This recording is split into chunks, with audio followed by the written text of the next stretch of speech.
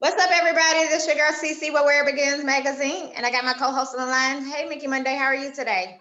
I'm doing well. See, how are you? I'm doing good. Happy Tuesday. Yeah, happy Tuesday to you as well. Thank you. We have a special guest on the line. I'm gonna let him introduce himself and where he's from and what he do. How's everybody doing? My name is Durell Peart. I'm the founder and CEO of a company called Dublin Management and Marketing Group, based in Orlando, Florida, originally from Brooklyn, New York. And I basically just help independent creatives navigate the business side of the industry through education and show them how to build an audience and build community and really show them that they can achieve whatever it is they want to achieve, but they first got to have a foundation of why they do what they do. And I love to help people just make a difference in the lives of creatives. So that's a nutshell what I do. It's. Okay, awesome. Well, what made you want to get into the entertainment world? What motivated you? It's interesting because I was born with a disability called cerebral palsy. Is all I know. So I've had it from birth. Did not grow up wanting to be in the entertainment industry. I obviously the entertainment industry found me. I didn't find it. So growing up in Orlando, I was 18 years old and I was going to a community college here called Valencia Community College. And my best friend at the time had a roommate that was a part of this hip hop dance group. And he would actually just invite me to the practices, right? So here we have, so I would go to the practices and we have something here called Classic Weekend, if you're familiar with. So Bethune-Cookman University and Florida A&M University get together like the weekend, 2 weeks before Thanksgiving, and they have the football game. And so that whole weekend called the Florida Classic.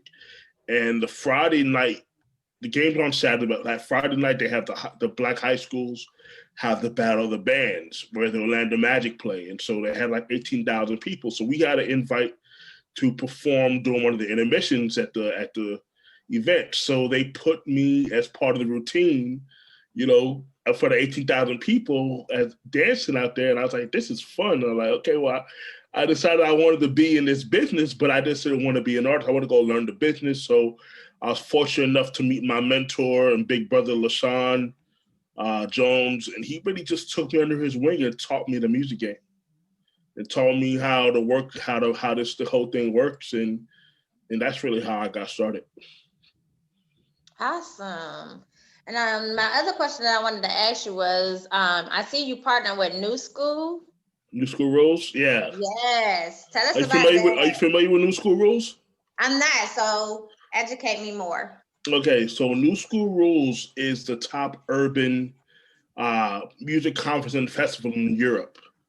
So I'm really big on being global. I tell artists all the time, I care more about making you global than I do about making you famous. That's what I care about. So Henka Maduro, who is the founder CEO of that event, has been doing her nonprofit, which is New School Rules, for like 20 years. And they've been doing a conference since like 2009 or whatever. So I first connected with Henka in 2018 and we built a relationship and we had went overseas. It's in the Netherlands. So it's in Rotterdam, which is about an hour not south of Amsterdam.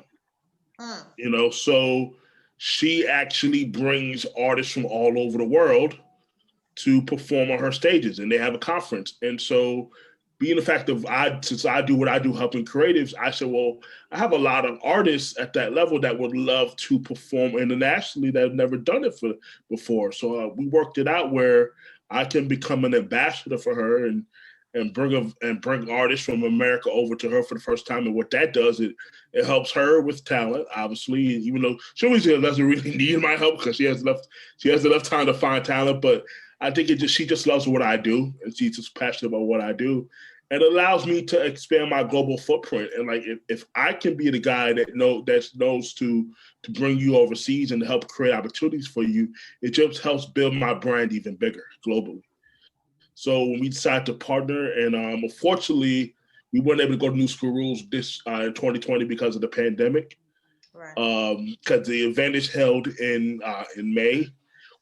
She did try to push it back to November, but it just wasn't going to work because of the lockdown. So, and Unfortunately, right now, a lot of Europe is still shut down. So we don't even know if we're going to be able to do new school rules yet. Hopefully we will. But yeah, that's how I got connected. So she has everybody from all the major record labels, all the major record label A&Rs come. They have listening sessions. They have everything. They have a festival, pretty much a music conference, but it's just overseas. And it allows people to connect from all over the globe. You know, Malaysia, Korea, Canada, the United States, you know, France, anywhere you can think of that does urban music is connected. So yeah, that's what New awesome. And congratulations. Yeah, you know, I enjoy. Yeah, Hank is really good people, and again, when I get a chance to build those relationships, I'm a master at that.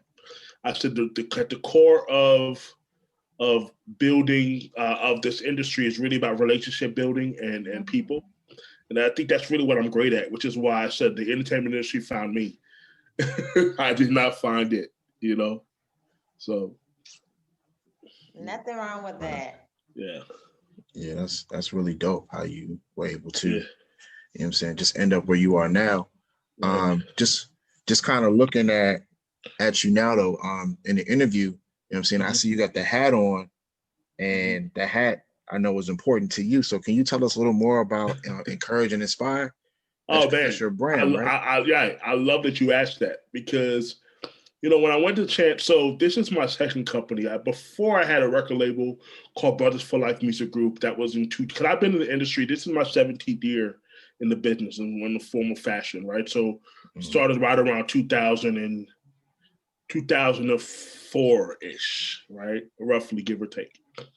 So I had a record label for a little while, but just realized that just really wasn't my cup of tea. I shut that down in 2012.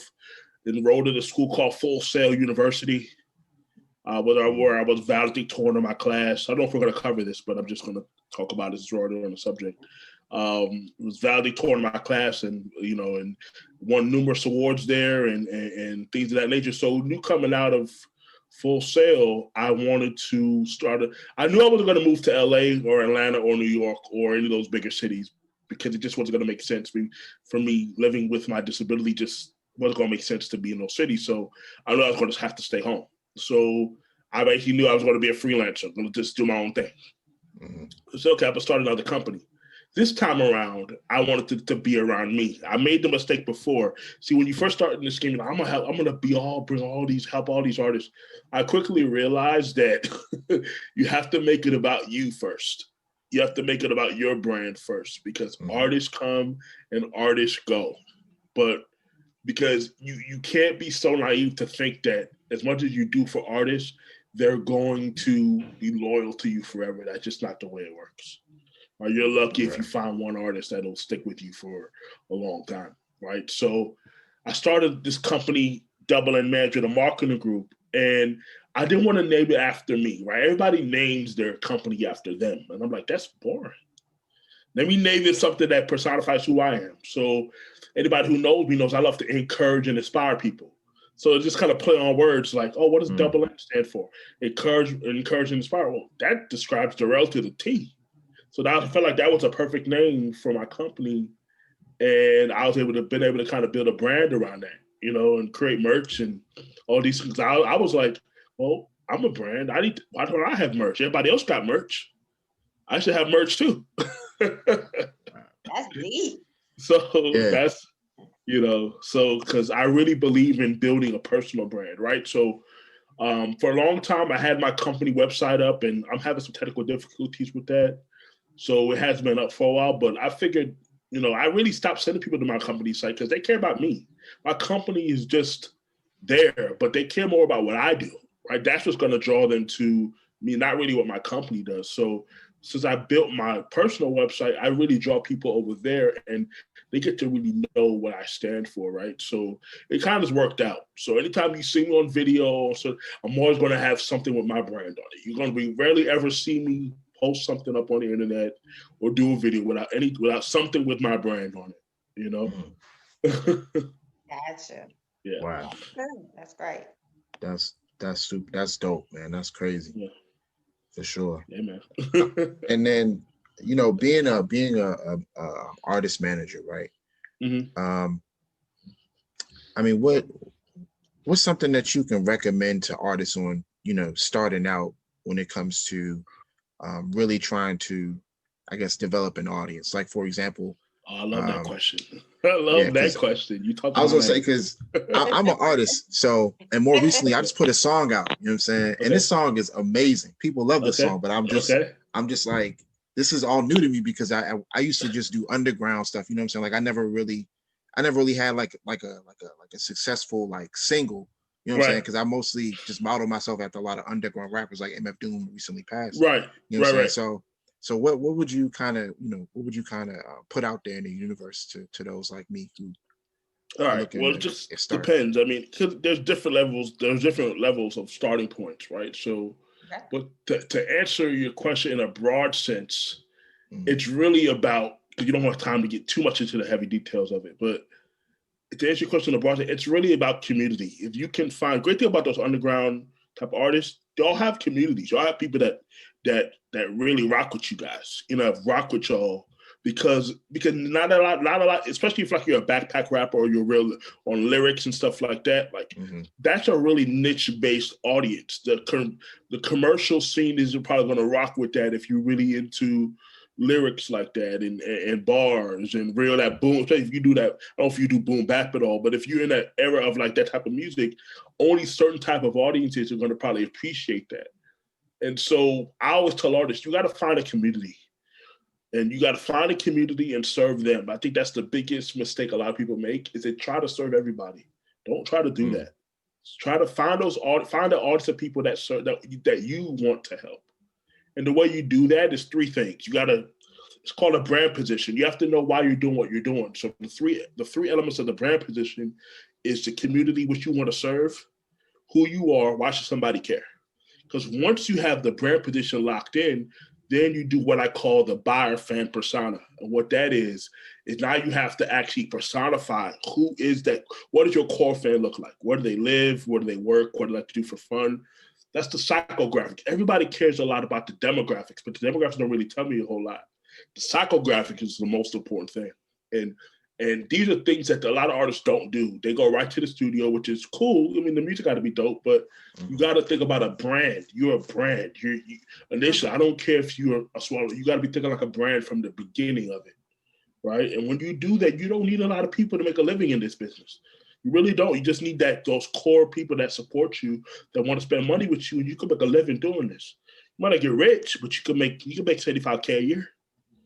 It also depends on what success looks like. Are you an artist that wants to win Grammys and do world tours and sell out arenas? Okay, well then that's going to require a whole lot of money. The music game is a money pit. It's a harsh reality. This is money. That's what this comes down to. Money, money, money, and more money.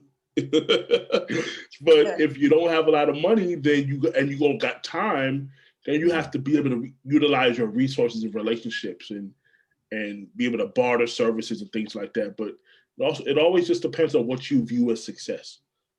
Because everybody's views of success is different, and no two people get to the top the exact same way. What works for you might not work for somebody else. So everybody, this is art, so there's no cookie cutter way to be like, okay, we're going to do it exactly like this, and this, we're going to get this result. Nobody really knows. Nobody can tell you what exactly is going to happen. We can't. We don't know. Anybody who tell you they know, they're lying. Nobody knows. We have an idea of what's going to happen, but we can't tell you exactly on this timeline that this is going to happen this exact way. We just don't know. Wow.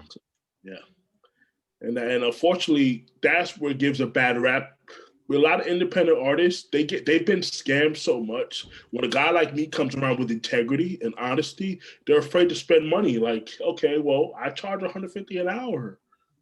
Not to put my sources up, like my prices out there, but I have integrity. But you gotta be willing to make an investment in yourself.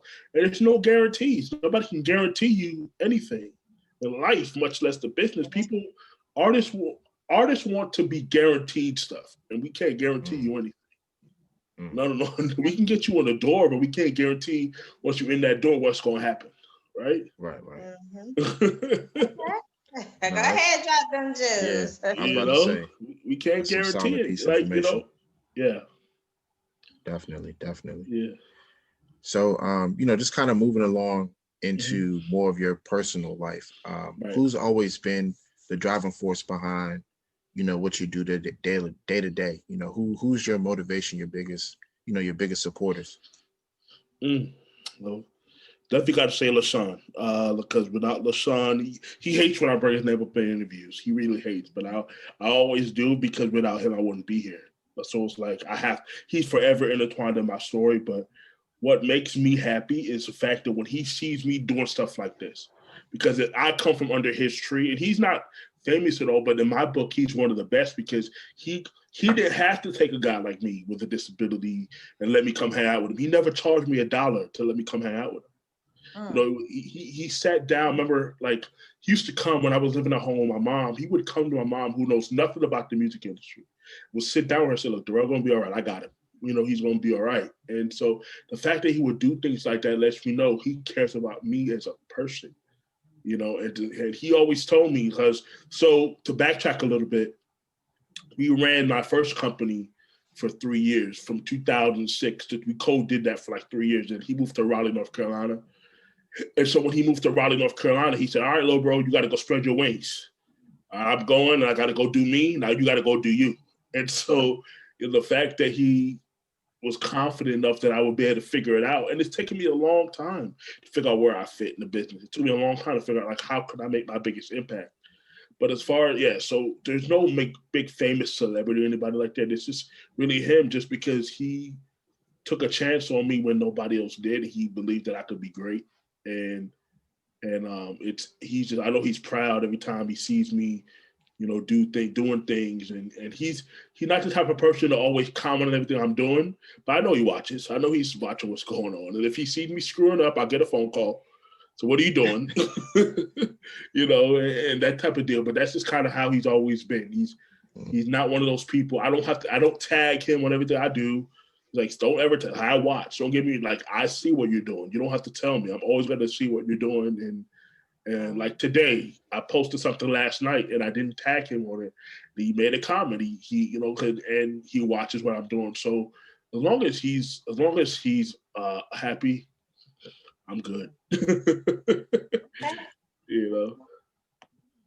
Now, see, you got That's this dope. podcast called Finding Direction. Tell us about your Yeah. podcast. So that was cool. So what's interesting is that so I was on social media, and if you guys follow me, you'll see I post a lot about just artist development and how to help creatives kind of build and find their audience, right? So I got an email or a DM on Instagram about a young lady who said, "Well, we found you and we want to interview you for a podcast called Find the Direction, and it's hosted by Stu Massengill, which is one of Tony Robbins, familiar with Tony Robbins, one of his national trainers."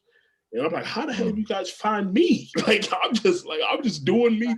And somehow, I guess what I was doing just resonated with him, and he liked what I was doing. And this guy has interviewed a lot of famous people. And the podcast is designed to help 20 to 30-year-olds really who need direction, and they really focus on people who live passionate lives and kind of reverse engineer, like, what their why is, or why do they do what they do.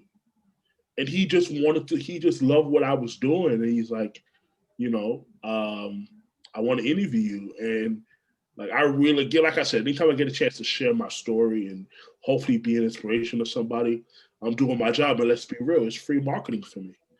Right. Yeah. I mean, I'm gonna be 100 about it too. Like, it's free marketing when you can give back to people, but also they can see what you do, see the value in what you do, and hopefully make a difference. And people see that they want to be a part of that. So that was a great experience. And a reason why I love these type of podcasts or interviews is because what I do is I take the content and I chop that content up into small pieces and repurpose it and take the jewels out of it, the gems out of it, and just, again, use that again as an opportunity to continue to spread my message, what I believe in, because it's about consistency, and it's building trust with the people that follow me. There's been a trust with the people that have been watching me, because most of the people, I have not been a guy that has spent a lot of money on paid ads when it comes to social media. Everything I've done has always kind of been organic done. I don't really do the Facebook ad thing, or I maybe need to get into that more, but I haven't really done it. I've just relied on being doing things organically, being consistent every single day, making sure my message is strong, and the right people the people who find me, they find me. Right. And that's how I do it.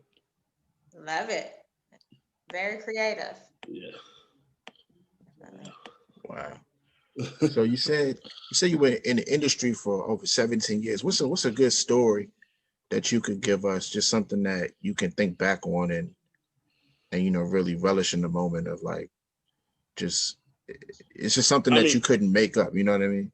Well, put it to you like this: going to Mumbai, India, the fact of that the music industry has allowed me to see 7 different countries. Being able to go to Mumbai, I would have never thought. So I go to this conference called MIDEM. MIDEM is the largest international business-to-business conference in our industries, held in Cannes, France. Right. So, they've had people they've had keynote speakers like Timbaland, Scooter Braun. A lot of the famous people have been to this conference. And for you to go to MIDEM, you're serious, because it's expensive to fly all the way out to France and get a passport and do all that type of deal, right? So I mentioned before, I'm a graduate of Full Sail University. Well, and Full Sail University, they have a Hall of Fame, and one of the inductees in the Hall of Fame is a guy by the name of Ashish Manchanda, and Ashish is well known in India. His mentor is Bruce Sudeen, who was Michael Jackson's personal recording engineer, Quincy Jones, all that, right? So Ashish is the real deal, right? So I had met Ashish, or not met Ashish. I had known about him pretty much 6 to 8 months of that year before we went to meet him. I think I saw him speak at a panel, I think in February of 2017, and we went to meet them in June of that year, right? And so Ashish I saw that Ashish was going to be one of the registered participants. I know his name, right? And so when we met each other in the field at MIDEM, so he saw a bunch of my artists that I brought me to MIDEM perform at a showcase, right? And he said, "Okay, well, I like what you guys are doing. I want to fly you guys to Mumbai, India, to perform in my music festival." And we thought he was like, "No, you kidding me?" Because everybody talks like, "Oh yeah, I want to fly you," and we didn't really believe him at first, right? So I've told him this to his face, because it's interesting, because we're business partners now. and he loves what I do, but I always tell the story and we laugh about it. But so we didn't really believe him at first, and so he said no. So that was in June, right? September comes around, we haven't heard anything from him, and he's like, "All right, guys, well, it's time to go get the visas, because to go to India, you have to have a visa. India doesn't play. You can't just show up to India. You have to get a visa. They have to approve you, that type of thing." So they approved us. Eventually, in September, he sends us the welcome letters to be invited to his event. And keep in mind, we don't have the money to go. So either he's going to fly us there, or we're not going. And so I think about maybe 3 days before the conference was supposed to take place, he finally got everything together and he flew us out to India. And the fact of that we went to Mumbai, India to 30-hour plane ride, to another part of the world. It's like, dude, music has taken me all the way over here just by trying to be good to right. And it's like, those are the things, that's what's super cool about, if you do the right thing, your gifts will always make room for you. So the fact that I've been able to the fact that he flew me and my artist to another part of the world that we never thought we'd ever go to, just because of what we do, that's just an amazing experience. And for that not to translate into, Ashish now is based, so he's no longer based in India. He's actually based here in Florida now.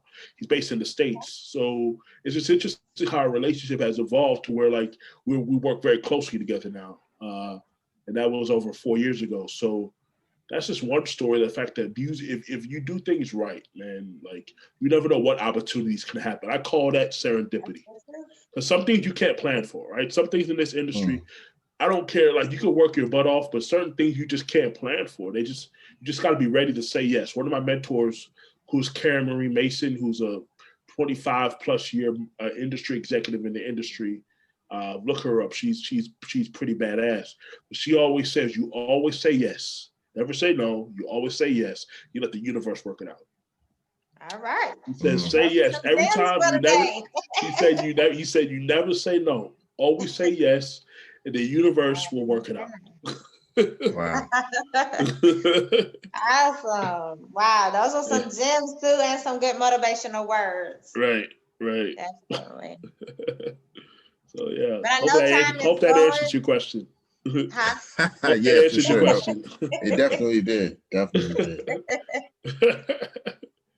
Cool. But we had two trivia questions for you, Mickey Monday. Okay. You had any other questions before we go into these questions? Yeah, just one quick question. With last year, kind of putting things to a halt.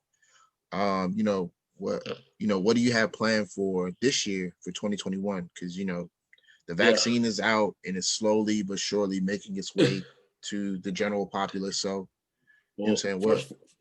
I'm not sure if I'm even taking that thing, me personally. I just don't I'm just saying. Me either, but I'm just saying, I don't know what's, I don't think they can just force, like, it's crazy how, like, that people think that this vaccine, I've personally been told that this thing can really mess with your inside, so to say, and we don't know what's in that thing, and to stay, especially if you're people like us, Black folk, to stay away from that, vaccine. But as far as what I want to do, I mean, I really need to release a book this year. Everybody been telling me, hey, Durell, you got a story, you need to release something because people need to hear your story and what you got going on. So I definitely want to do something like that. In the meantime, just continue to do what I'm doing. I'm not one of those guys that had a vision board. I've just never been that guy. I mean, people do. I've just never been a vision board type of guy. I'm like, I know what I'm passionate about. I know what drives me. I don't need to see like a mansion and stuff over there to know, like, because that doesn't drive me anyway. You know what I mean? It's not to say that vision boards don't work. It's just never really been my personal thing. So. But I'm just gonna go keep doing what I'm doing, and just as long as I continue to make a difference in the lives of people, lives of these creatives, I'm gonna always get where I need to go, right? So, that's me. I'm just gonna continue to do what I'm doing, and opportunities that I haven't even thought of is gonna come and present themselves, and it's just up to me, like I said, to be ready to say yes, when they come. Absolutely. Okay. Yeah, we'll hold you to it then.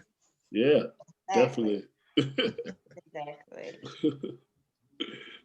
So you want to start with yours first, Mickey Monday? Yeah, give me 1 second because I'm pulling it up. I lost it. I'm pulling it right up.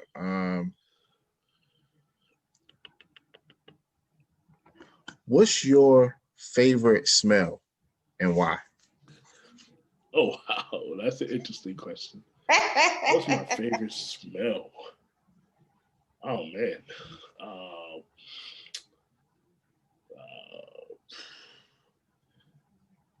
Probably fried chicken. Definitely probably either Popeyes, Publix, or KFC.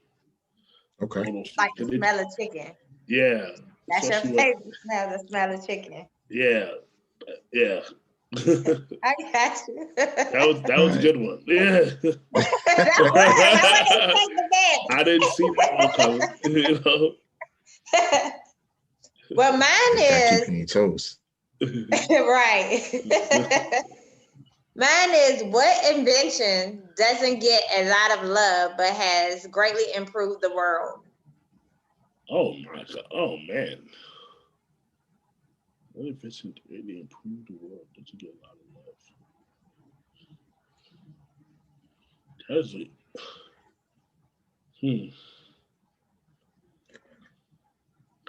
And that's a good question. I want to say,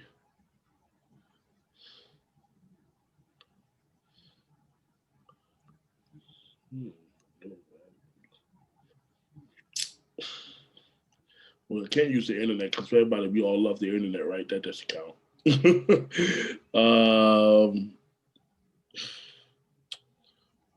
Y'all really stumped me with these. I was not thinking about it.